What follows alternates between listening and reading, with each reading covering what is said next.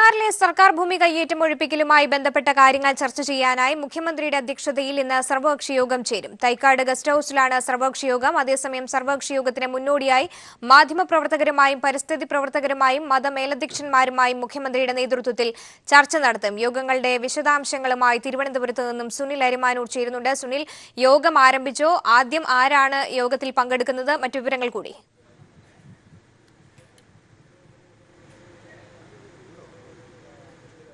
സോമി, മൂന്നാറിലെ സർക്കാർ ഭൂമി കയ്യേറ്റം ഒഴിപ്പിക്കലുമായി ബന്ധപ്പെട്ട കാര്യങ്ങളിൽ ചർച്ച നടത്തുന്നതിന് വേണ്ടിയിട്ടാണ് 4 പ്രത്യേക യോഗങ്ങൾ മുഖ്യമന്ത്രിയുടെ അധ്യക്ഷതയിൽ തലസ്ഥാനത്ത് ചേരുന്നത്. ഇതിൽ 11 മണിക്കാണ് ആദ്യ യോഗം ആരംഭിക്കുന്നത്. 11 മണിക്ക് ചേരുന്ന യോഗത്തിൽ പരിസ്ഥിതി പ്രവർത്തകരുമായിട്ടാണ് മുഖ്യമന്ത്രിയും റവന്യൂ മന്ത്രി, വൈദ്യുതി വകുപ്പ് മന്ത്രി, വനം വകുപ്പ് മന്ത്രി തുടങ്ങി റവന്യൂ വകുപ്പിലെ ഉദ്യോഗസ്ഥർ, അതുപോലെ ജില്ലാ കളക്ടർ തുടങ്ങിയവരെല്ലാം തന്നെ ഈ യോഗത്തിൽ പങ്കെടുക്കും. അതിനുശേഷം 12 മണിയോടുകൂടി തന്നെ മാധ്യമപ്രതിനിധികളുമായിട്ടാണ് ന്യൂസ് തലവന്മാരുമായിട്ടാണ് മുഖ്യമന്ത്രിയും മറ്റു മന്ത്രിമാരും ഉദ്യോഗസ്ഥരും ചർച്ച നടത്തുന്നത്. ഈ 2 യോഗത്തിന് ശേഷം ഉച്ചയ്ക്ക് ശേഷമാണ് വിവിധ മതങ്ങളുടെ, ക്രൈസ്തവ സഭകളുടെയും മറ്റ് സഭകളുടെയും ഒക്കെ മേലധ്യക്ഷന്മാരുമായിട്ട് ചർച്ച നടത്തുന്നത്. ഇതിനുശേഷം 5 മണിക്കാണ് സർവകക്ഷി യോഗം ചേരുന്നത്. വിവിധ രാഷ്ട്രീയ പാർട്ടികളുടെ പ്രതിനിധികൾ, പ്രാദേശിക പ്രാതിനിധ്യമുള്ള പ്രതിനിധികൾ, അതോടൊപ്പം തന്നെ ഇടുക്കി ജില്ലയിലെ വിവിധ മണ്ഡലങ്ങളിലെ MLA മാർ, MP മാർ തുടങ്ങിയവർ ഈ യോഗത്തിൽ പങ്കെടുക്കും. ഇന്നത്തെ ഈ യോഗങ്ങളിലെല്ലാം ഒരേ വിഷയം തന്നെയാണ് ചർച്ച ചെയ്ത് ഒരു തീരുമാനത്തിൽ എത്തിച്ചേരുക. മൂന്നാറിലെ ഭൂമി ഒഴിപ്പിക്കലുമായി, കയ്യേറ്റം ഒഴിപ്പിക്കലുമായി ബന്ധപ്പെട്ട കാര്യങ്ങൾ തന്നെയാണ്. ഇതിനിടെ മുഖ്യമന്ത്രി തന്നെ മൂന്നാറിൽ കയ്യേറ്റത്തിന്റെ ഡീറ്റെയിൽസ് ഉദ്യോഗസ്ഥർ നൽകാനായി ആവശ്യപ്പെട്ടിട്ടുണ്ട്. അതായത് കയ്യേറ്റത്തിന്റെ സ്വഭാവം, വ്യാപ്തി, കാലപ്പഴക്കം തുടങ്ങിയവ തന്നെയാണ് ഇതിനകത്ത് ഉൾപ്പെടുത്തേണ്ടത്. വ്യാപകമായിട്ടുള്ള കയ്യേറ്റം നടത്തിയിട്ടുള്ളവർ ആരൊക്കെയാണ്, ഇവർക്ക് എത്ര ഏക്കർ ഭൂമി വീതമാണ് കയ്യേറിയിട്ടുള്ളത്, ഇവർക്കെതിരെ റവന്യൂ വകുപ്പ് ഏതു തരത്തിലുള്ള നടപടികളാണ് ഇതുവരെയൊക്കെ സ്വീകരിച്ചിട്ടുള്ളത്, അതിനെന്ത് ഫലമാണ് അവിടെ നിന്നുണ്ടായിട്ടുള്ളത് തുടങ്ങിയ കാര്യങ്ങൾ വിശദീകരിച്ചുകൊണ്ടുള്ള റിപ്പോർട്ടാണ് റവന്യൂ വകുപ്പ് ഉദ്യോഗസ്ഥർ, റവന്യൂ സെക്രട്ടറി മുഖ്യമന്ത്രിക്ക് കൈമാറിയിട്ടുള്ളത്. ഈ റിപ്പോർട്ട് അടിസ്ഥാനമാക്കിയാണ് ഇന്നത്തെ ഈ 4 പ്രത്യേക യോഗങ്ങളിലും ചർച്ചകൾ നടക്കുക. അതിനുശേഷമായിരിക്കും മൂന്നാറിൽ മറ്റ് നടപടിക്രമങ്ങളുമായി സർക്കാർ മുന്നോട്ട് പോവുക. മൂന്നാറിൽ ഒഴിപ്പിക്കൽ നടപടികളുമായി ബന്ധപ്പെട്ട് പ്രാദേശിക തലത്തിൽ തന്നെ പ്രതിഷേധം ഉയർന്നിരുന്നു. പ്രത്യേകിച്ച് സബ് കളക്ടറുടെ നടപടികൾ വലിയ രീതിയിലുള്ള പ്രതിഷേധത്തിന് വഴിവെക്കുകയും അതിനുശേഷം മൂന്നാർ നടപടികൾ തൽക്കാലത്തേക്ക് നിർത്തിവെക്കുന്ന ഒരു സാഹചര്യം ഉണ്ടാവുകയും ചെയ്തിട്ടുണ്ട്.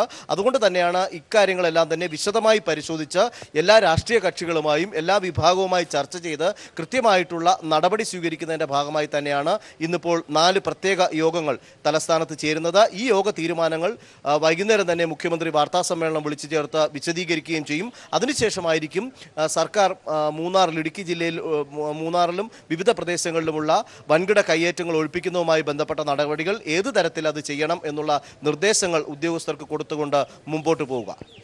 മൂന്നാറിലെ കയ്യേറ്റം ഒഴിപ്പിക്കൽ ചർച്ച ചെയ്യാൻ മുഖ്യമന്ത്രിയുടെ അധ്യക്ഷതയിൽ ഇന്ന് സർവകക്ഷി യോഗം ചേരും. അതിന് മുന്നോടിയായിട്ട് സാമൂഹ്യ പ്രവർത്തകരുടെ, പരിസ്ഥിതി പ്രവർത്തകരുടെയും അതുപോലെ തന്നെ മത മേലധ്യക്ഷന്മാരുടെയും ഉൾപ്പെടെയുള്ള പ്രത്യേക യോഗങ്ങളും ഉണ്ടാകും. അതിനുശേഷം വൈകിട്ടാണ് സർവകക്ഷി യോഗം ചേരുക. സുനിൽ അരിമാനൂരാണ് വിവരങ്ങൾ നൽകിയത്. മറ്റു വാർത്തകളിലേക്ക്.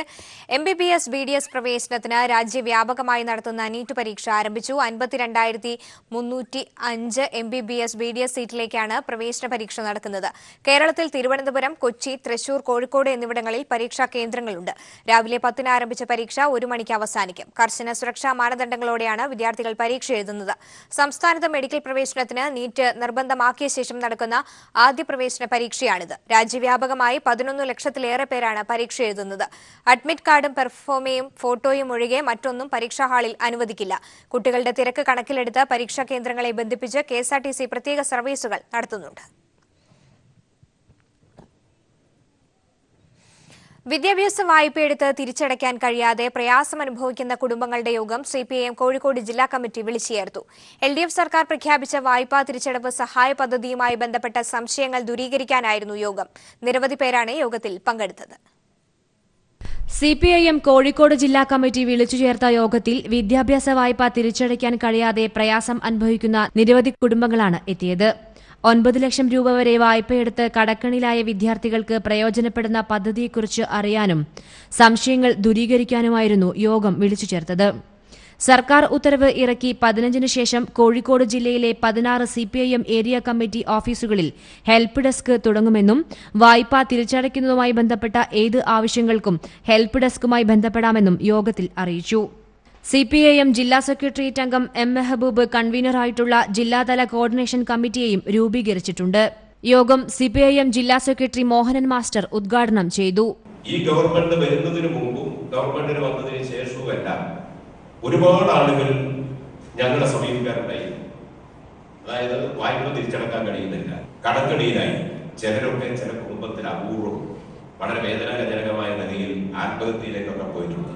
ജനങ്ങളോട് ആഭിമുഖ്യമുള്ള താല്പര്യമുള്ള ഇതിനെയെല്ലാം സഹാനുഭൂതിയോടുകൂടി സമീപിക്കാൻ സന്നദ്ധതയുള്ള ഒരു സർക്കാർ എന്നുള്ള നിലക്ക് പിണറായിയുടെ നേതൃത്വത്തിലുള്ള സർക്കാർ ഇത് അനുഭാവപൂർവ്വം ഇത് കാണുകയും പരിഗണിക്കുകയും ചെയ്തു. വിശദമായ ഒരു ആലോചന നടത്തി. അങ്ങനെയാണ് ഇങ്ങനെ ഒരു ബൃഹത്തായ പദ്ധതിക്ക് രൂപം നൽകിയിട്ടുള്ളത്. പ്രശ്നപരിഹാരത്തിനായി നിരവധി പേരാണ് യോഗം നടന്ന കോഴിക്കോട് NGO യൂണിയൻ ഹാളിലേക്ക് എത്തിയത്. LDF സർക്കാരിന്റെ പദ്ധതി വലിയ ആശ്വാസം നൽകുന്നതായി വിദ്യാഭ്യാസ വായ്പ തിരിച്ചടയ്ക്കാൻ കഴിയാതെ പ്രയാസം അനുഭവിക്കുന്ന കുടുംബങ്ങൾ പറയുന്നു. 2 കുട്ടികളാണ് എനിക്ക് പഠിക്കുന്നത്. ഒരാൾ എഞ്ചിനീയറിംഗിനും ഒരാൾ നഴ്സിംഗിനും പഠിക്കുകയാണ്. ഞങ്ങൾക്ക് തിരിച്ചടയ്ക്കാൻ പറ്റുന്നില്ല. അതുകൊണ്ട് ഇത് കിട്ടിയ വലിയ ഉപകാരമായിരുന്നു. ഈ സർക്കാരിനെ മറക്കൂല, പിണറായി വിജയനെ ഞങ്ങൾ മറക്കൂല. News bureau, Kozhikode. ഒക്ടോബർ വിപ്ലവത്തിന്റെ 100ാം വാർഷികത്തോടനുബന്ധിച്ച് CPIM ജില്ലാ കമ്മിറ്റി സംഘടിപ്പിച്ച റെഡ് വോളണ്ടിയർ മാർച്ച് നഗരത്തെ ചുവപ്പണിയിച്ചു. പരേഡിൽ സീതാറാം യെച്ചൂരി സല്യൂട്ട് സ്വീകരിച്ചു. BJP നയിക്കുന്ന കേന്ദ്ര സർക്കാർ ജനവിരുദ്ധമായ ചതുർമുഖ നയങ്ങളാണ് നടപ്പാക്കുന്നതെന്ന് സീതാറാം യെച്ചൂരി പറഞ്ഞു. QAC മൈതാനത്ത് നിന്ന് ആരംഭിച്ച മാർച്ചിന് വാദ്യമേളങ്ങൾ മികവേകി. മാർച്ചിന്റെ മുൻനിര സമ്മേളനവേദിയായ ആശ്രാമം മൈതാനത്ത് എത്തുമ്പോഴേക്കും മഴ ആരംഭിച്ചിരുന്നു. ഇത് അവഗണിച്ചാണ് വോളണ്ടിയർമാർ പരേഡിൽ അണിനിരുന്നത്. 17 ഏരിയ കമ്മിറ്റികളുടെ നേതൃത്വത്തിലായിരുന്നു പരേഡ്. സീതാറാം യെച്ചൂരി സല്യൂട്ട് സ്വീകരിച്ചു.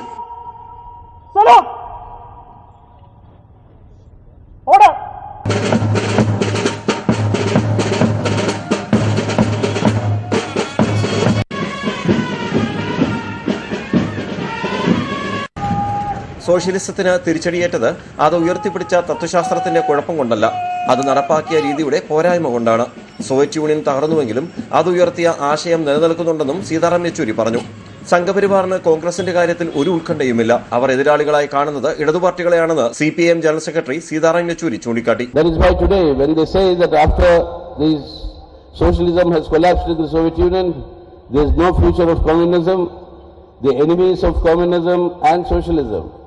continue to propagate all this disinformation, but I would like them to come to Kollam and see the 10,000 volunteers here in these red clothes and red dresses, and to say that socialism is invincible, that is not going to die, it cannot die, that is the future of mankind. CPM സംസ്ഥാന secretary Kodiyeri Balakrishnan, polit bureau അംഗം MA Baby, മന്ത്രി J. Mercykuttyamma, CPM കേന്ദ്ര committee അംഗം PK Gurudasan, K. Varadarajan, K. Somaprasad MP, MLA-മാരായ M. Noushad, M. Mukesh, CPM Kollam ജില്ലാ secretary KN Balagopal, XNS തുടങ്ങിയവർ സംസാരിച്ചു. News bureau, Kollam. Kozhikode പയ്യോളിയിൽ അൽസ വെളിച്ചെണ്ണ കമ്പനിയുടെ ഗോഡൌണിൽ തീപിടുത്തം. പുലർച്ചെ 5 മണിയോടെയാണ് തീപിടുത്തമുണ്ടായത്. 50 ലക്ഷം രൂപയുടെ നാശനഷ്ടം കണക്കാക്കുന്നു. ആളപായമില്ല. 7 ഫയർ യൂണിറ്റുകൾ എത്തിയാണ് തീ നിയന്ത്രണ വിധേയമാക്കിയത്. തിരികെ വാർത്തയിലേക്ക്. ഫ്രാൻസിന്റെ പുതിയ പ്രസിഡന്റ് ആരെന്ന് ഇന്നറിയാം. പ്രസിഡന്റ് തെരഞ്ഞെടുപ്പിന്റെ 2ാം ഘട്ടത്തിൽ ഫ്രഞ്ച് ജനത ഇന്ന് വിധിയെഴുതും. 2ാം ഘട്ട വോട്ടെടുപ്പിൽ ഇടത് അനുഭാവിയും എൻ മാർഷ് പാർട്ടി നേതാവുമായ ഇമ്മാനുവൽ മക്രോണിനാണ് മുൻതൂക്കം. മക്രോൺ തീവ്ര വലതുപക്ഷ സ്ഥാനാർത്ഥിയായ മാരി പെന്നിനെ വൻ ഭൂരിപക്ഷത്തിൽ മറികടക്കുമെന്നാണ് സൂചനകൾ. തെരഞ്ഞെടുപ്പ് ഫലം ഇന്ന് തന്നെ അറിയാമെങ്കിലും ഔദ്യോഗിക ഫലപ്രഖ്യാപനം വ്യാഴാഴ്ചയുണ്ടാകും. മെയ് 14-ന് പുതിയ പ്രസിഡന്റ് അധികാരമേൽക്കും. അതേസമയം പ്രചാരണം അവസാനിക്കുന്നതിന് തൊട്ടുമുൻപ് മക്രോണിന്റെ തെരഞ്ഞെടുപ്പ് രേഖകൾ ചോർത്തിയത് വൻ വിവാദങ്ങൾ ഇടവച്ചിട്ടുണ്ട്. ജമ്മുകശ്മീരിൽ കലാപം രൂക്ഷമാകുന്നു. അക്രമികൾ കൊള്ളയടിക്കുന്നതിനാൽ ബാങ്കുകളിൽ പണം സൂക്ഷിക്കരുതെന്ന് കശ്മീരിലെ ബാങ്കുകൾക്ക് നിർദ്ദേശം. സംസ്ഥാന ഗവർണർ NN വോറ ആഭ്യന്തരമന്ത്രി രാജ്നാഥ് സിംഗിനെ കണ്ട് സ്ഥിതിഗതികൾ അറിയിച്ചു. കൂടുതൽ സുരക്ഷാ സേനയെ കശ്മീരിലേക്ക് അയക്കാൻ കേന്ദ്ര സർക്കാർ തീരുമാനമെടുക്കുമെന്നാണ് സൂചന. ദക്ഷിണ കാശ്മീരിലാണ് കലാപം രൂക്ഷമായിരിക്കുന്നത്. ഇവിടെ കുൽഗാം ജില്ലയിലെ പോബോയ് വില്ലേജിൽ ഇക്കഴിഞ്ഞ 1-ാം തീയതി നടന്ന ബാങ്ക് ആക്രമണത്തിൽ 5 പോലീസുകാരും 2 സുരക്ഷാ ജീവനക്കാരും കൊല്ലപ്പെട്ടു. അതിനുശേഷം ഇതുവരെ 6ഓളം ബാങ്കുകൾ ആക്രമിക്കപ്പെട്ടു. ഈ വർഷം 40ഓളം ബാങ്കുകൾ കലാപം നടക്കുന്ന പ്രദേശങ്ങളിൽ കൊള്ളയടിക്കപ്പെട്ടിട്ടുണ്ട്. ഇതോടെ കാശ്മീരിലെ തെക്കൻ മേഖലകളിലെ ബാങ്കുകളിൽ പണം ക്രയവിക്രയം നിർത്തിവെക്കാൻ സംസ്ഥാന സർക്കാർ നിർദ്ദേശം നൽകി. പ്രവൃത്തി സമയം ബാങ്കുകൾ തുറക്കുമെങ്കിലും ചെക്കുകൾ സ്വീകരിക്കുക, ഓൺലൈൻ ഇടപാടുകൾ പ്രോത്സാഹിപ്പിക്കുക എന്നതിനപ്പുറം പണമിടപാടുകളില്ല. ATMകൾ ആക്രമിക്കപ്പെട്ടതായി റിപ്പോർട്ടില്ല. പക്ഷേ പണമെത്തിക്കുന്നത് റിസർവ് ബാങ്കും നിർത്തിവച്ചതോടെ ATMകളും കാലിയായി. അതേസമയം കലാപം നിയന്ത്രിക്കാൻ കൂടുതൽ സുരക്ഷാ സേനാ ഉദ്യോഗസ്ഥരെ കാശ്മീരിലേക്ക് അയക്കാൻ കേന്ദ്ര സർക്കാർ തീരുമാനിക്കുമെന്ന് സൂചനയുണ്ട്. കഴിഞ്ഞ ദിവസം ജമ്മുകാശ്മീർ ഗവർണർ ഓറ കേന്ദ്ര ആഭ്യന്തരമന്ത്രിയെ കണ്ട് സ്ഥിതിഗതികൾ വിശദീകരിച്ചു. News bureau, Delhi. ഹിന്ദു രാഷ്ട്ര നിർമ്മിതി ലക്ഷ്യമിട്ടുള്ള RSS നയരൂപീകരണമാണ് ഇന്ത്യ ഇന്ന് നേരിടുന്ന വെല്ലുവിളിയെന്ന് CPM general secretary Sitaram Yechury. Thiruvananthapuram EMS അക്കാദമിയിൽ പഠന കോഴ്സ് ഉദ്ഘാടനം ചെയ്യുകയായിരുന്നു അദ്ദേഹം. അക്കാദമിയെ അനൌപചാരിക സർവകലാശാലയായി വികസിപ്പിക്കുന്നതിന്റെ ഭാഗമായാണ് കോഴ്സ് തുടങ്ങിയത്. സമകാലീന ഇന്ത്യ പ്രശ്നങ്ങളും സാധ്യതകളും എന്ന വിഷയത്തിലാണ് EMS അക്കാദമിയിൽ പഠന കോഴ്സ് ആരംഭിച്ചത്. മതനിരപേക്ഷത, സാമൂഹ്യനീതി, ഫെഡറലിസം തുടങ്ങിയവയെ ഇല്ലാതാക്കി വൈവിധ്യത്തിലൂന്നിയ ദേശീയതയെ തകർക്കാനാണ് RSSും BJPയും ശ്രമിക്കുന്നതെന്ന് കോഴ്സ് ഉദ്ഘാടനം ചെയ്ത് CPIM general secretary Sitaram Yechury പറഞ്ഞു. So the whole situation in the country is being reduced to create a mindset and create a situation whereby they can succeed in achieving that RSS vision of converting the secular democratic Republic of India into their concept of a Hindu Rashtra. That is the biggest danger today. CPIM സംസ്ഥാന secretary Kodiyeri Balakrishnan ചടങ്ങിൽ അധ്യക്ഷത വഹിച്ചു. ദേശീയ തലത്തിൽ RSS ഉയർത്തുന്ന വെല്ലുവിളിയെ നേരിടാൻ കൂടുതൽ ജനവിഭാഗങ്ങളെ ഇടതുപക്ഷത്തിന്റെ കൂടെ അണിനിരത്താനാണ് നാം ശ്രമിക്കേണ്ടത്.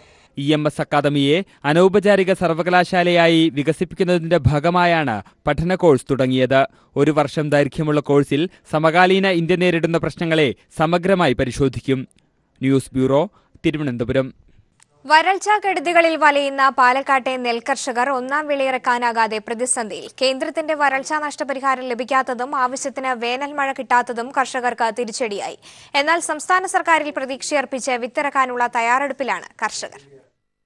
വിഷു കഴിഞ്ഞ് വേനൽ മഴയെത്തുന്നതോടെ വിത്തിറക്കണമെന്നാണ് വിശ്വാസമെങ്കിലും ഇക്കുറി നെല്ലറിയിലെ കർഷകർ മടിച്ചു നിൽക്കുകയാണ്. വേണ്ടത്ര മഴ ലഭിക്കാത്തതും കേന്ദ്രത്തിന്റെ വരൾച്ചാ നഷ്ടപരിഹാരം വൈകുന്നതുമാണ് കൃഷിയിറക്കുന്നതിൽ നിന്ന് കർഷകരെ പിന്തിരിപ്പിക്കുന്നത്. വിള നശിച്ചതിന്റെ പട്ടികയും നഷ്ടത്തിന്റെ കണക്കുമെല്ലാം കേന്ദ്ര സംഘത്തിന് കൈമാറിയെങ്കിലും തീരുമാനമൊന്നും ആയിട്ടില്ല. നെൽകർഷകരെ സഹായിക്കാൻ സംസ്ഥാന സർക്കാരിനൊപ്പം കേന്ദ്ര സർക്കാർ കൂടി തയ്യാറാകണമെന്ന് കർഷക സംഘം സംസ്ഥാന സെക്രട്ടറി KV രാമകൃഷ്ണൻ പറഞ്ഞു.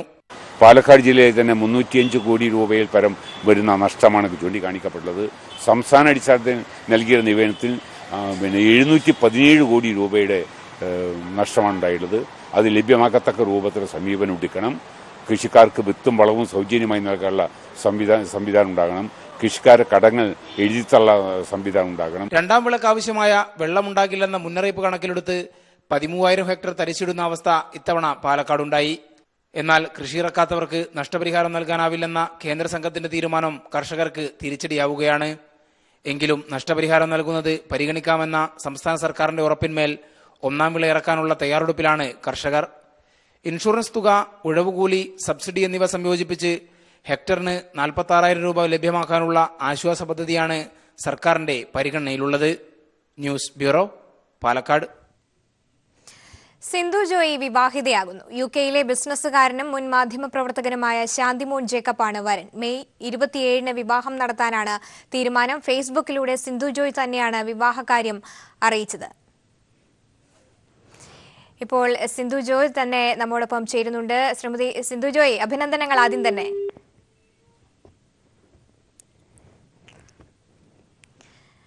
സിന്ധു ജോയ് തന്നെയാണ് ഫേസ്ബുക്കിലൂടെ തന്റെ വിവാഹകാര്യം അറിയിച്ചത്. UK-യിലെ ബിസിനസ്സുകാരനും മുൻ മാധ്യമപ്രവർത്തകനുമായ ശാന്തിമോൻ ജേക്കബാണ് സിന്ധുവിന് വരനായി എത്തുന്നത്. മെയ് 27-ന് വിവാഹം നടത്താനാണ് തീരുമാനിച്ചിരിക്കുന്നത്. സിന്ധു തന്നെ തന്റെ ഫേസ്ബുക്ക് പേജിലൂടെയാണ് ഇക്കാര്യം അറിയിച്ചത്. സിന്ധു ജോയ് തന്നെ അല്പസമയത്തിനകം തന്നെ നമ്മോട് ഈ വാർത്തയോട് പ്രതികരിക്കുന്നതിനായി ചേരുമെന്ന് തന്നെയാണ് വിചാരിക്കുന്നത്. ഇപ്പോൾ സിന്ധു ചേരുന്നു. സിന്ധു, ആദ്യം തന്നെ അഭിനന്ദനങ്ങൾ. അപ്പോൾ വിവാഹത്തിന്റെ വിശേഷങ്ങളൊക്കെ അറിയാൻ ഞങ്ങൾക്കും താല്പര്യമുണ്ട്. ആരാണ് വരൻ, എന്തൊക്കെയാണ്?